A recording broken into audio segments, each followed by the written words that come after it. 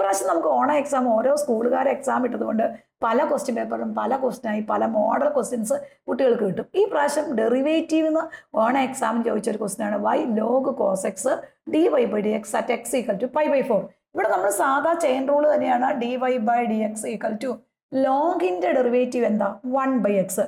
അപ്പൊ log cos x എന്ന് പറയുമ്പോൾ അവിടെ എക്സിന്റെ സ്ഥാനത്ത് ആരാ കിടക്കണ? കോസ് എക്സ് അല്ലേ.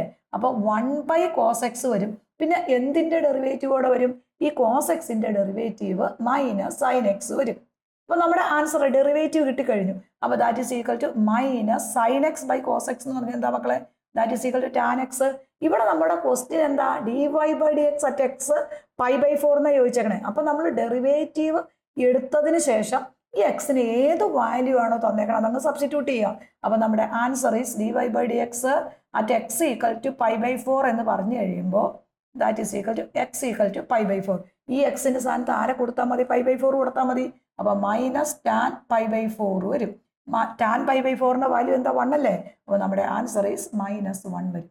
ഏതൊരു ക്വസ്റ്റിനകത്തും ഡെറിവേറ്റീവ് കണ്ടിട്ട് വാല്യൂ കൊടുക്കാൻ പറഞ്ഞാൽ നമ്മൾ ഡെറിവേറ്റീവ് ഫസ്റ്റ് 1 എടുക്കുക, എന്നിട്ട് തന്നിരിക്കുന്ന വാല്യൂ ആ വേരിയബിളിന് പകരം, അല്ലെങ്കിൽ എക്സ് ആണ് എക്സ്, വൈ ആണ് വൈ, അതിന് പകരം കൊടുത്തു കഴിഞ്ഞാൽ നമ്മുടെ ആൻസർ ആകും.